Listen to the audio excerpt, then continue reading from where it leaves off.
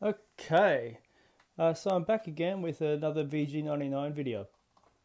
I think the VG99 is one of the most amazing guitar processors that's ever been known to mankind. So I just want to look at a few kind of cool ways that you can use it. These things are no longer in production, but there's really not anything quite like them. Even the SY1000 isn't quite up to scratch in some ways.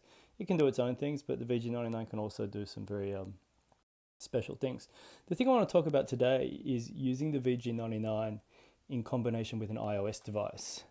Now, iOS, by iOS I mean obviously iPad or iPhone or maybe even iPod, still a thing. I have an iPad Pro from a few years ago, and it's got 4 gig of RAM and pretty fast processor, and I've had a lot of fun getting into like sort of mobile music with it. When I take long trips down to visit family in the countryside, I take my iPad on the train and I have a lot of fun for a few hours. I've also tried to sort of, dabbled with the idea of having it replace my laptop rig that I used to gig with all the time. And while I've never really found exactly the level of satisfaction with it that I have with laptop rigs, it's pretty fun and you can get some really great sounds. So without any further ado, let's have a little bit of a look at how you can connect it to your VG99. So the first thing that I think is quite important to consider is the routing. Now, you have to go into the USB mode here and make sure you're in standard, not advanced, in standard. Now I'm already in standard mode, so I'm not going to restart. Also, I'm going to turn off direct monitoring. Okay, now the reason for this is that if I have direct monitoring on, I will hear basically what's happening directly inside the VG99 and at the VG99's outputs. But what I want to do is send the signal from the VG99 into the iPad, back to the VG9, and then monitor it from the headphone out here. This particular function does not work with the sub outputs. So if you want to use the VG99 as a standalone device, it's no problem just to leave it on because it's not doing any external processing over USB. But yeah, in my experience, I prefer to have it off because I like to use external effects. So the next step is to connect to the iPad. Now, how are we going to do that? I've got this CCK camera connection kit, and you can see, so I get a little bit closer, it'll be easier. This particular adapter has 2 inputs. It's got a lightning input and it's got a USB input. And on the USB side, I've got a small hub, just a USB 2 hub. And connected to the hub is the USB out, the silver cable from the VG99. And the black USB cable is the DIN to MIDI, to USB MIDI adapter, which is called a UM1 Mark II. And when I connect these to the iPad, they will show what's going on. So I've just opened the application called AUM. AUM is an audio and MIDI host program. It's not my favorite one in terms of visual appearance, but it's very reliable and robust. So good investment. Now, if I open up the hardware input here, you can see it currently says iPad microphone. But watch what happens when I plug this in. So there we go. It's now plugged in. And you can see over here that it's just changed to VG99. Okay, so now we're cooking. Now I'm going to select VG99 as the input on iOS, and I'm going to select VG99 as the output. I think it automatically selects that. But basically now I'm getting audio through and it's coming back through to my headphones. And this particular patch is a guitar plus a guitar synth, a GR300 guitar synth emulation. Now, It's pretty straight patch, and there's nothing really too special about it. I like the idea of blending guitar sounds with synthesizer sounds in parallel, or in unison, I suppose you'd say. That sounds really good to me. But I've never really been particularly impressed with the range of, I guess, post effects, not really post effects, but amp simulations and delays and reverbs and whatnot inside the VG-99. They're okay. They're fine. They're not the be all end all. But let's say, for example, throw an audio unit onto here, like, I don't know, crystals, Eventide crystals, just for fun. Now, this particular sound is going to take on a bit of a new life. So let me just put my camera down for a moment. I'll reposition my camera. I can grab my guitar. There we go. All right. So let's see what we got here. I'll put some dry guitar in there too.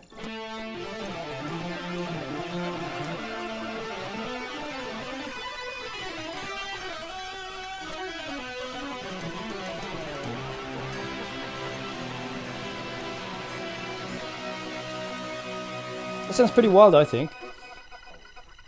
And if I take that out,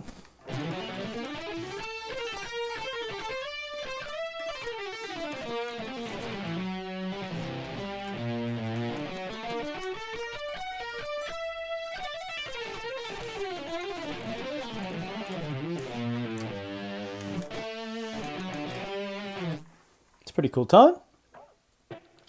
Let's try something different. Let's add another effect on there. What do we got here? Let's go with some heavy, the black hole reverb. It's pretty full on. I might just take down the mix a little bit. So I've got a lead blended with an acoustic sound now.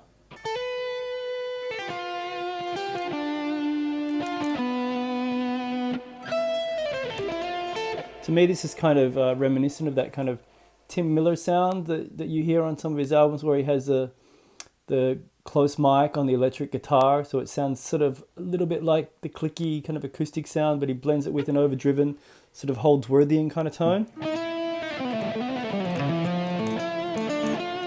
If I'm not mistaken, I think he actually used to use a VG-99 on his live rig. I don't know exactly how he used it.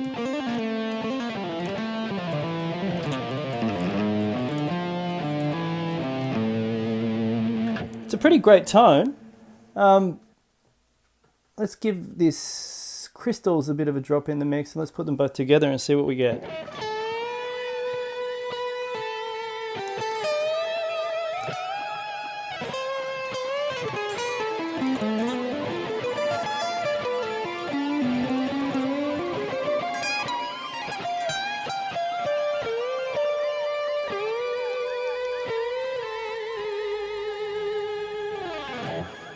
That's pretty wild, eh?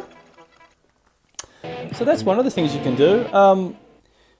The way that I've kind of mostly worked with this VG-99 guy is I've taken this particular patch here, which is called D-Beam Whammy, and just by way of explanation, it's a pretty simple patch. So with the VG-99, obviously there's two modeling paths, but all I've got going on here is I've set up two guitars. So the A guitar is an electric guitar using the modeling, and the B guitar, you see what I've done here, it doesn't actually have the modeling activated. Where do we go to? Over here, normal pickup is 100 and the Cosmic guitar is 0. So I'm actually getting my dry guitar signal running through the B channel here. And what that basically allows me to do, right, I've got all the effects turned off except for the mixer. In the mixer here, I've got some panning going on. So I've fully panned the dry guitar to the right, and I've fully panned the Cosm guitar to the left. So what it means is that when I go back to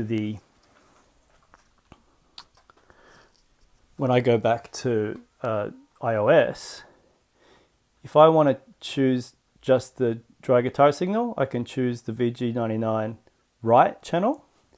And now, the only thing you'll hear, though it's not very loud, there we go, is the dry guitar. Now, because it's a DI signal, it doesn't have to be very loud. I'll just turn it right down to 100. 100 is the median point for patch levels on the VG-99. I find that by having it in the middle, I've got a bit of headroom if I need to go up, and vice versa if I need to drop the level. I've still got a bit of room to move there. So I quite like the, I like having it in the center and then like being able to go up and down from there. Now let's throw an amp sim on this. One of the nice amp sims we've got here is, I've got some of the Membrini stuff. So I quite like the BST 100 for an overdriven sound. Now, I'm just going to move it up to the top of the chain there. I'm going to drop the input level down just, well, more than a little bit. Let's find a patch here. All right, there we go. I've got a lead patch I've created.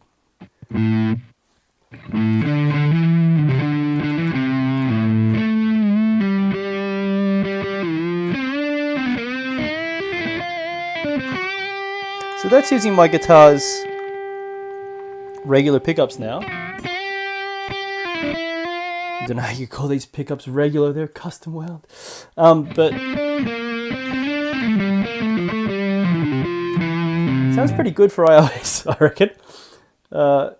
And if we start adding in, so my VG-99 now has essentially become a mono input source, an interface. Yeah, like I have a small interface here. What is it called? An iRig HD2, which I used to use on gigs.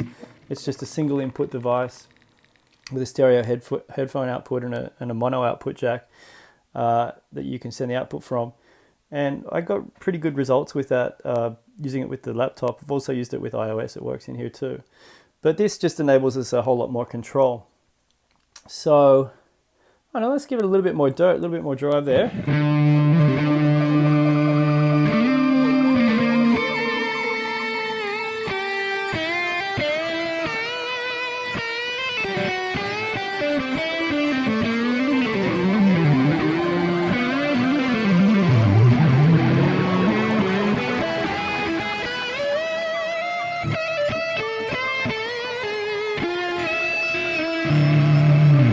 Pretty fun. I think it sounds great.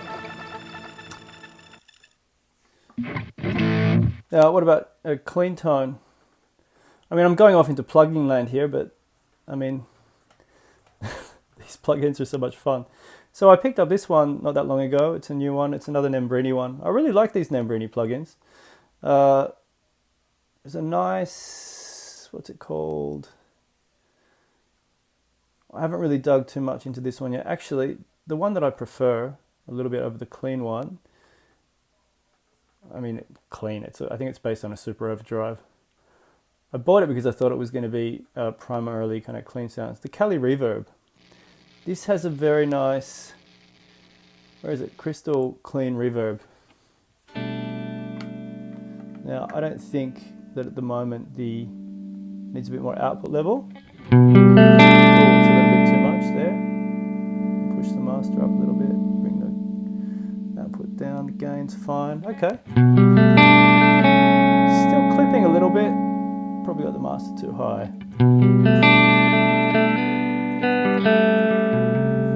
Well, what's that ugly chord? A flat 9 in there.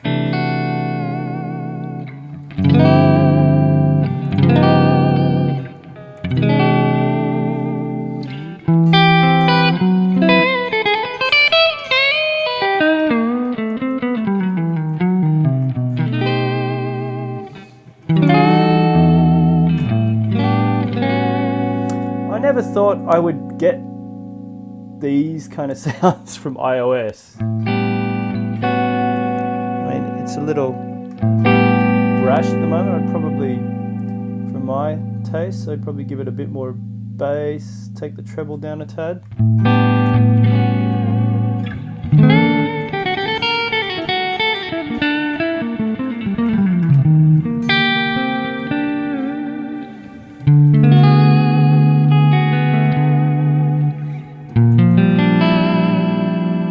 present that sound to people. I think it's really beautiful. Okay, and the other side of this is that if we want to get a bit more creative with the VG-99, we can go in on the other side of the path, the A path. So I was just using B before, and now I'm using A. And I've got nothing because I have to turn the volume up on my guitar for the GK.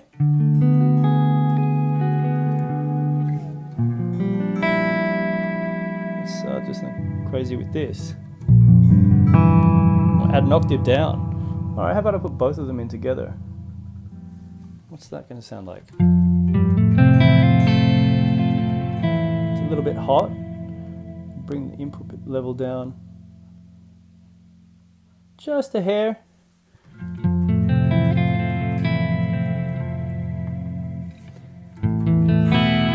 It is maintaining the panning of the signals, so the clean guitar, the direct guitar is coming through on the right side, and the octave Cosm guitar is on the left, which you should be able to hear if you've got headphones on.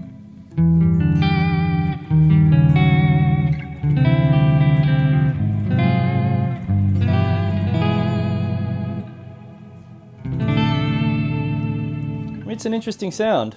It's not the kind of sound you get every day, you know, from a regular kind of guitar processor. I really think that the pitch shifting capabilities of this device are just out of this world. For its age, nothing has got really very close to it yet. Like here, I'll just add a fifth. So one of the things I wish is that there was a quick way to do this. If there is, I haven't figured out. I used to have a it was a VG-8, I think, many years ago. It was the first one I got, and you used to be able to just grab one switch and turn the whole bunch of them at a particular. Oh, that's luscious. Listen to that. Instant Alan Holdsworth. It's beautiful. Oh yeah, that's nice.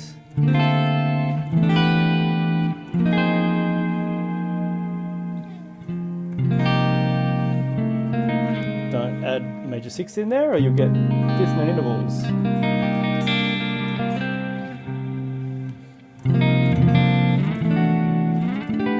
Yeah, that's gorgeous. Oh wow, suspended chords. That's nice. Yeah, that's really nice. I've added a little bit of crystal there. Again, don't add in sharp fours. What about fourths? Yeah, that'll create a consonant voicing. I'm not sure if that's going to be clipping or not. It's not clipping from what I'm hearing, but I'm seeing on the MIDI here on the iOS device that it's getting up there. But then on the meters, the top meter on iOS, it's not clipping. So who knows? Who knows? Anyway, I could play with this for hours. And I do sometimes.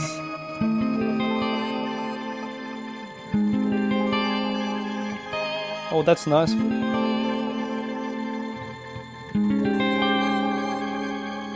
Yeah, there's some...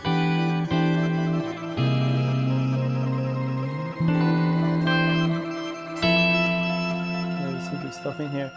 So, I mean, this is just a kind of hint of what you can do here.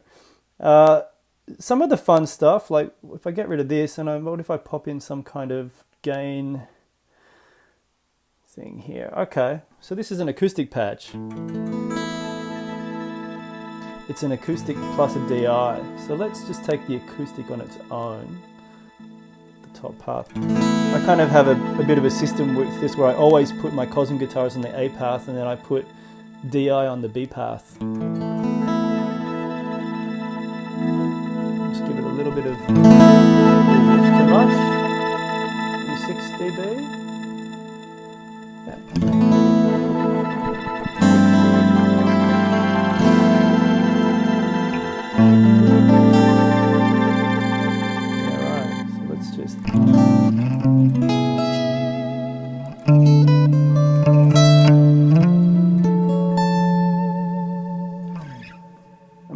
electric guitar. I've tried all the acoustic guitar simulation kind of EQ things that a lot of the plugins try to do, and to me they all sound pretty dull. But this to me sounds like something I can work with, and that's why I use it.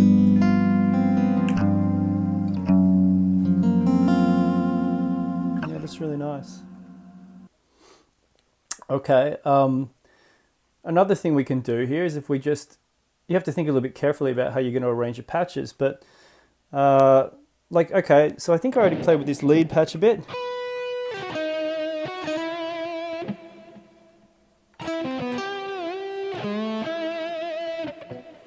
I guess there's nothing really special going on there. It's got this freeze function.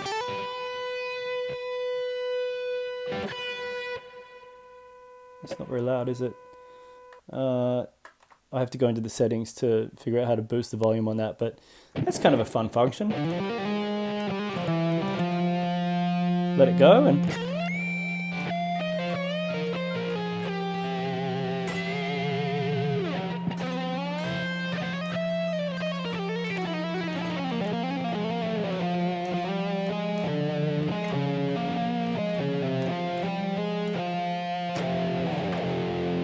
kind of fun, and just kill it. We also do some pitch bends with the strip here, which is always fun. This patch is kind of cool. I started off with that one. Okay, what do we got here? Oh, this is a down-tuned guitar now because I'm in stereo mode here.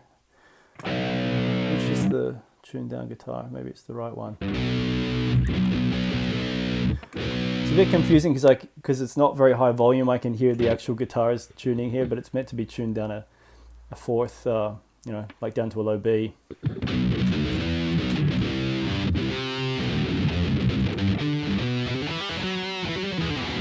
Not warmed up at all.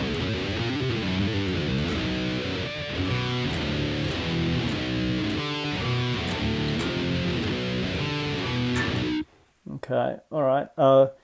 So one more interesting thing that we can do, I mean, there's many interesting things that we can do, but if I come back to that patch that I was talking about before, the D-beam whammy, that's the one that has just the DI signals. Now, let me go back to what we do a dirty sound. Let's do a dirty sound again. Okay, so audio unit extension, let me go by last used, and I'll grab the BST 100 again, and we'll just get my patch back. You can do all this via MIDI setup, but I don't have a MIDI controller installed or connected at the moment. Although you can use the VG-99 as a sort of the VG-99 as a kind of MIDI controller. You've got yeah, various things you can do there. But okay, let's get a sound here. That works. Okay, let's make a second channel. Let's make it also an audio channel. And I'm going to add in here one of the synths that I like. Maybe, I love Animoog. I can't get enough of this synth. And what I'm going to do is if I click on this little, what do you call it, hamburger icon, like the 3 lines here, it opens up the MIDI routing. Now, there should be a UM1 here, but I'm not seeing one. That's interesting. Let's have a quick look, see what's going on with the...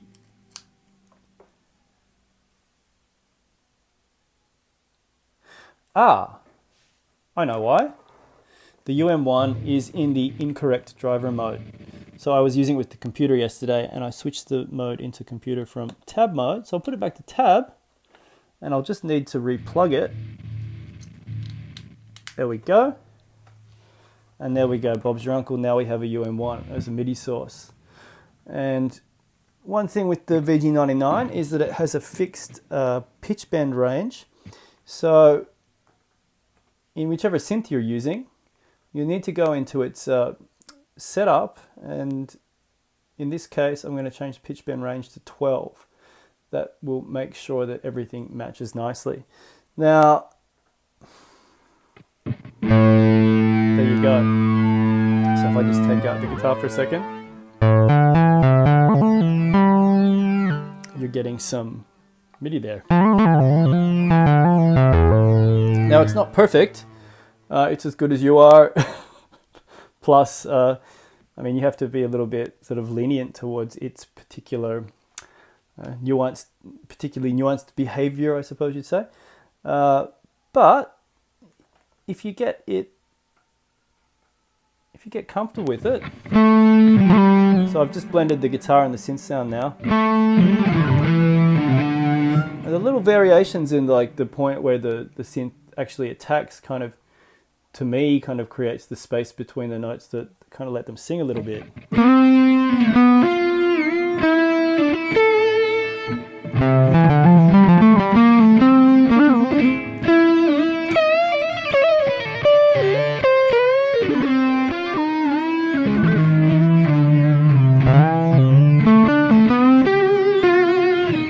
That's fun.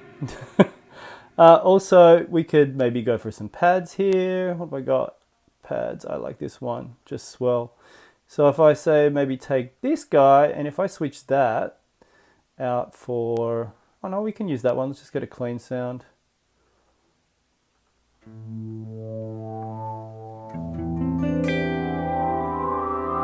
Boost it a little bit.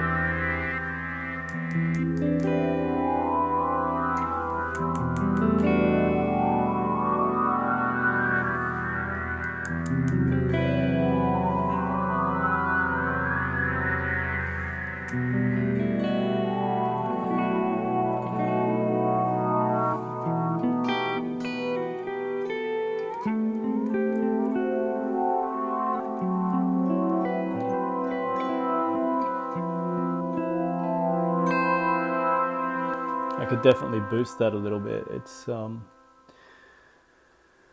a balancing game. You got to get your patches right. I can put the input level up. I could also adjust the input level probably from here. Turn that to 150. There you go.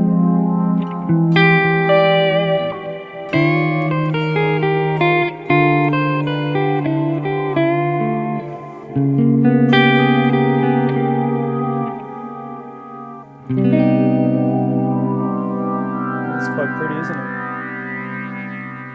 Got a little bit more reverb. And turn it up a little bit there. That's peaking now. But let's take it back a hair.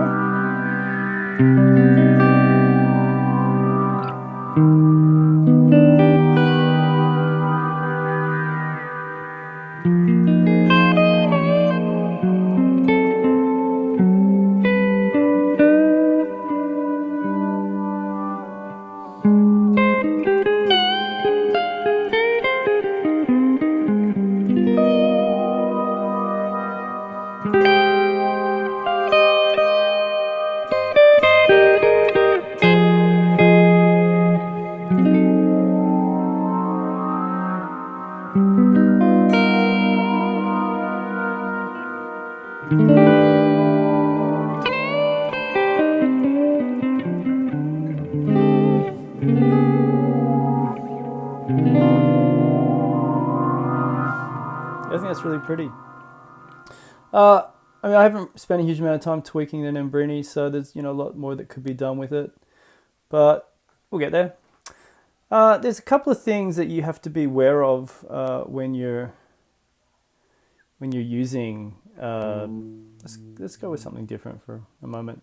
There's a couple of things that you have to be aware of with using certain apps. Like this host in itself is kind of like a DAW, so you need to set the sample rate and buffer size. In particular, if you're going to use that app that I was just using, the synth, the Animog, if you use 64, well, do you want to hear what happens? No, I don't want to show you what happens. It sounds absolutely bloody terrible. Yeah, keep buffer size at 128 or higher. This is controlled by the external interface, so the VG-99 is hard set to 44.1 kilohertz. So that's going to be staying there, and there's not really anything else to do with this. The bit depth of the recording here is actually the I don't actually know how that's going to interact with the VG-99, but I don't usually do recording on the iOS device. You can do it. Like I've got a couple of DAW apps, like I've got Cubase's 3. I've done a little bit of experimentation with it. I don't really like recording with iOS. I'd much rather record with the laptop or the iMac. It's just a whole lot easier with Logic or Ableton Live. There was something else I was going to mention. What was I going to mention? Yeah, some of the guitar. It's summer here and it's really warm. I want to turn the fan on, but I think it's going to be too noisy. Let's just remove some of these empty slots. Now, one of the interesting, I mean, there's a bunch of interesting apps available, but there's a few different applications that act as kind of like full-blown amp and effects sims. Let's take, let's say Bias Effects. Oh, let's take Bias Effects 2. No, let's just take regular Bias Effects.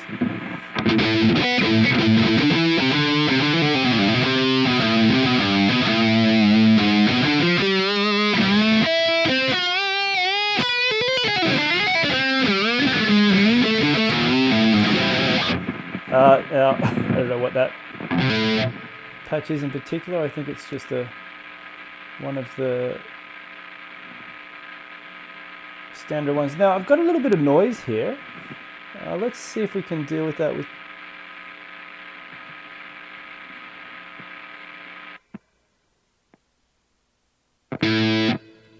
Yep. Let's give it a little bit. Crackling.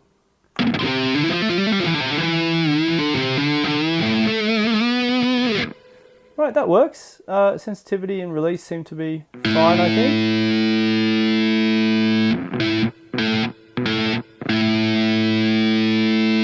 Yeah, it's not really doing anything for me, I don't think. I'll just leave it where it was. Okay, and what do we got here? We've got a drive. Is that on or off? Yeah, we like drive, don't we? A bit of extra curry.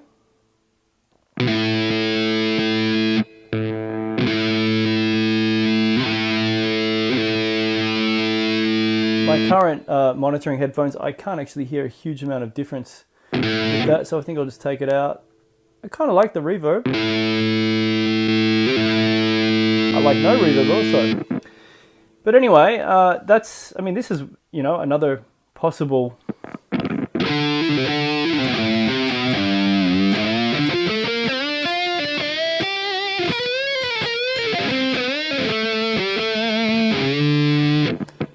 that works. That's good. And as we've got MIDI, we could take again a synth. Like, yeah, this Sunrise is always fun. Old classic. Feed it with the UM1.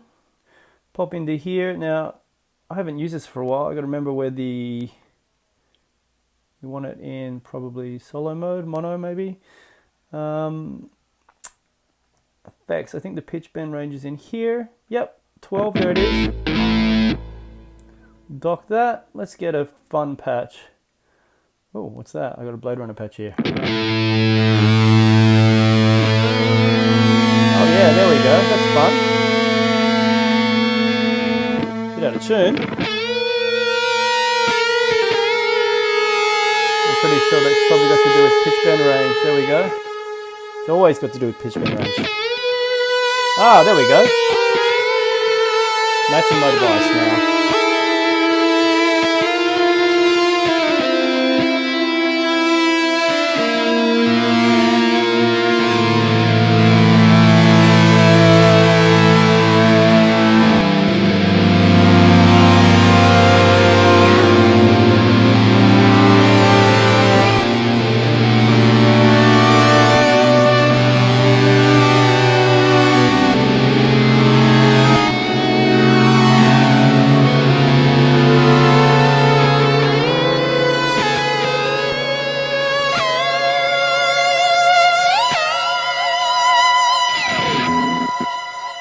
That's fun.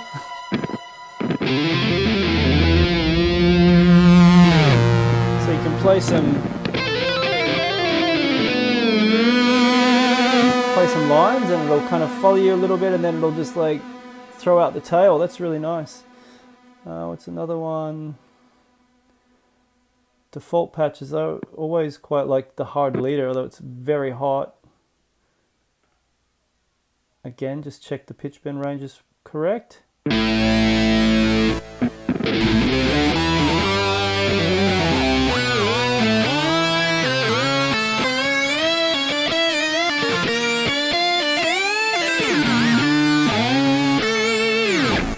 That's also very fun.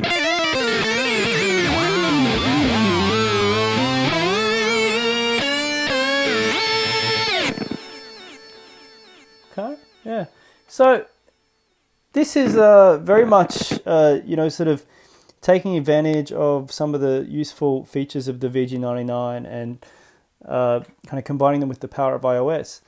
And I think it's a lot of fun, and I think I haven't really been gigging since I moved back to Korea, but I haven't gigged at all. I've only been working on doing recording projects and home and stuff, and that's all fun and good. But if I were going to go out gigging again, which I guess will probably happen eventually sooner or later, sooner or later, I would happily take out the VG-99 and the iOS device. You could probably even do it on an iPhone. The iPhone 7 Plus that I have, it's kind of old, but it's got I think it's got 3 gig of RAM. It's not quite as powerful as the iPad, and it's a little bit more finicky to use. But if you were to set up your patches for what you wanted to do, you can do all that stuff in here. Patches. Where do you do patches? I forget. Session load. Right, you create your patches. You know, so for example, I can save this new patch. I don't know, let's call it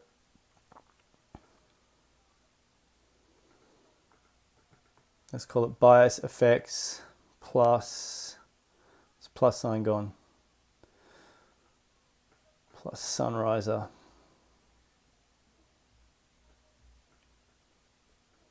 Okay, so there that is. Bit weird way to write it, but it will then be accessible when you go into your session loading actions. I can take that one and give it a program change.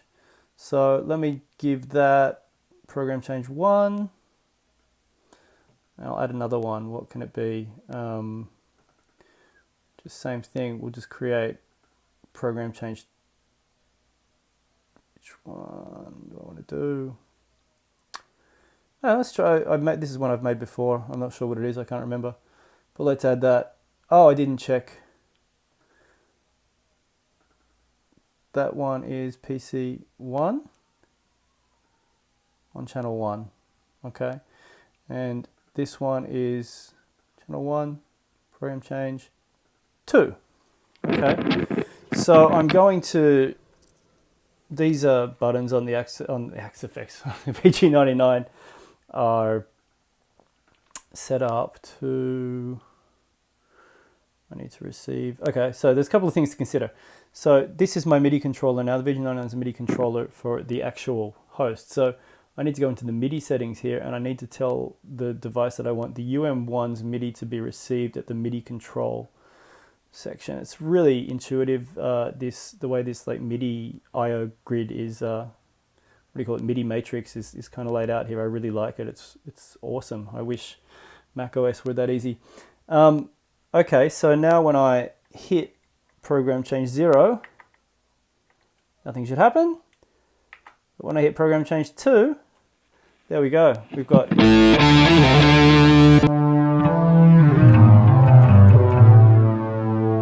now what happened there? I'm not sure.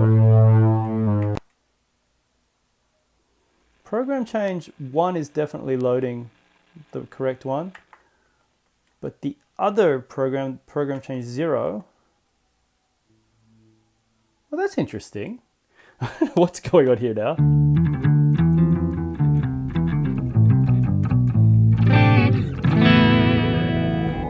Okay, this is going to require a little bit further investigation, but I think you can get the point that the program changes are being received.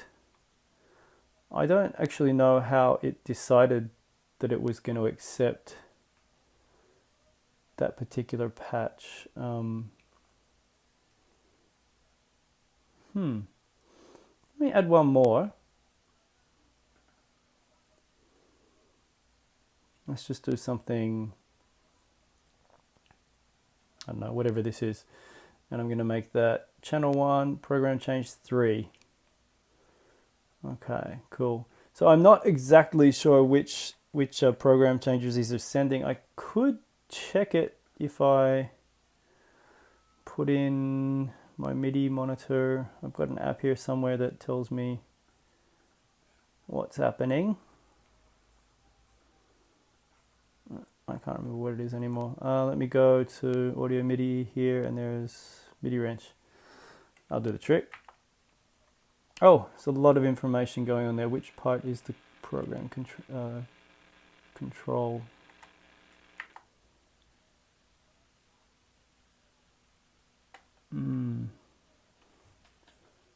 Let's clear it. How do I clear it? It used to be a clear button.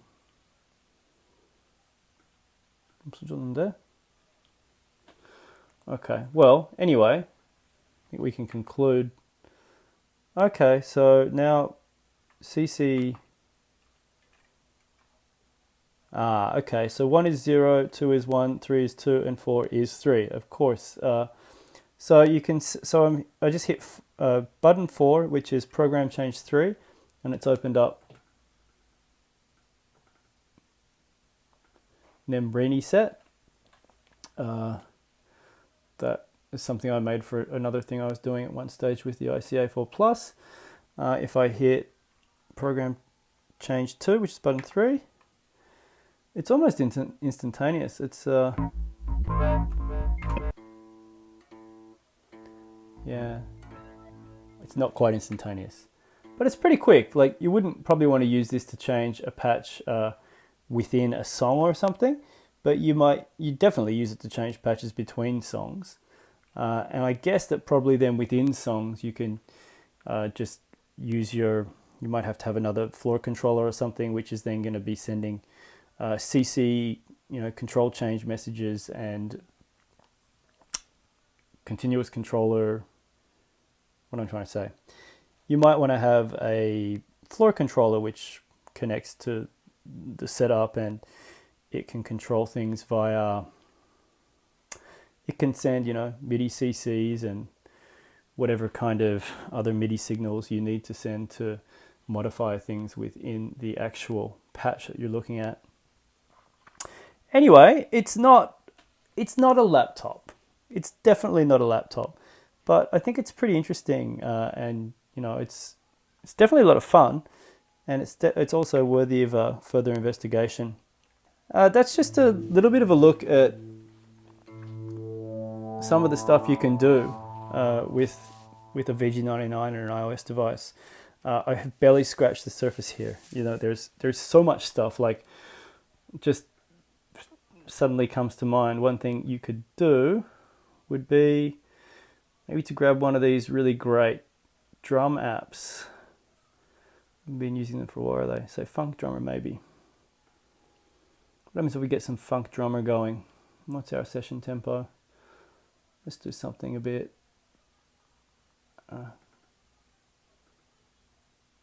90. That'll do. All right.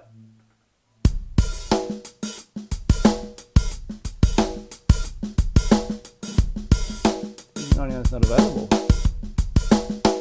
Wonder what's happened.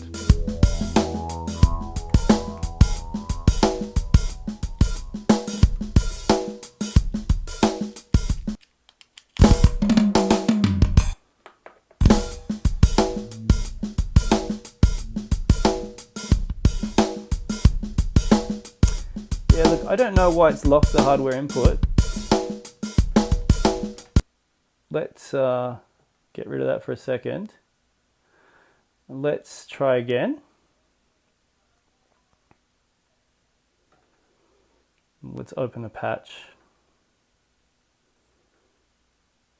So what was I using before? It was it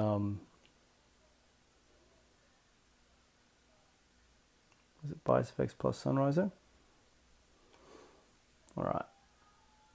But right now, I just want to take the stereo. So that's actually the Dirty Plus acoustic guitar directly from the VG-99. Controlling the volume up there from the VG-99, along with the synth. And let's try and put that drum, not hardware. What am I doing? Let's use Funk Drummer. Let's let him go a bit. I don't want to swing. I want him to improvise. Let's take the tempo down. It's about 90. All right.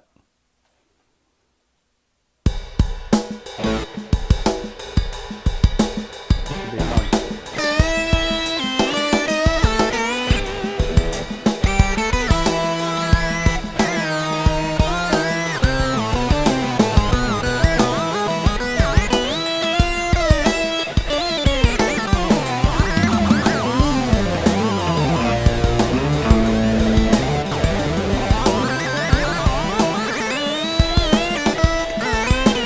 Now keep in mind that I didn't set up the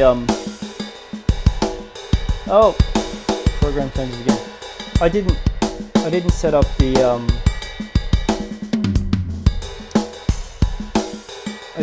guitar to MIDI settings in that particular patch.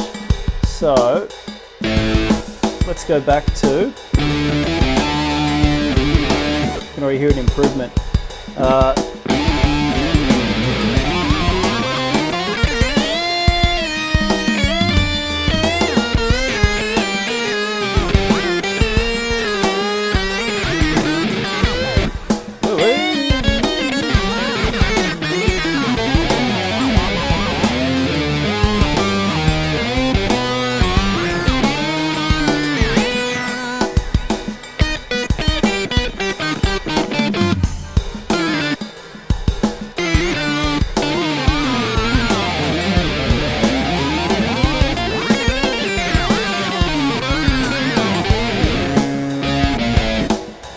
Yeah, it's not perfect, you know, but I kind of like that wildness that it introduces.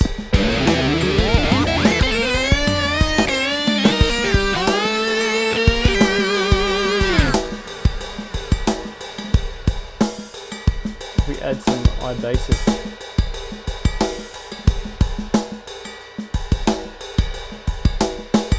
Drum beats.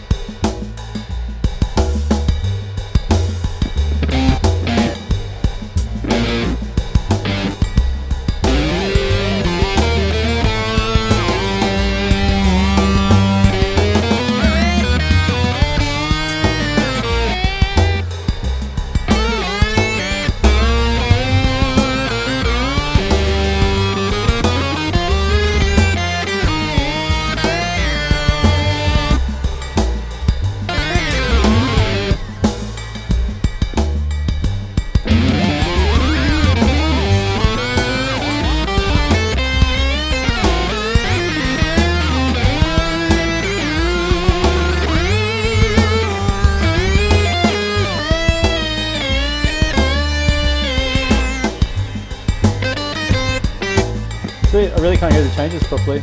A little bit too quiet. Too much. Trying to get that a little bit.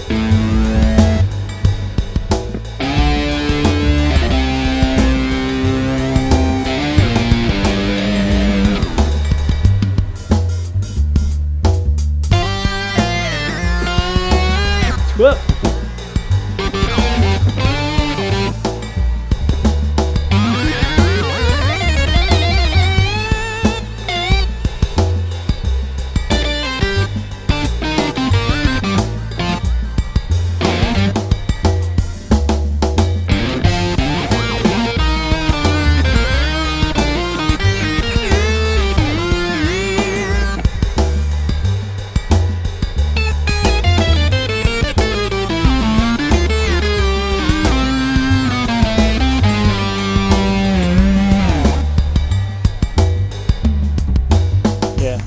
I'm just wanking now.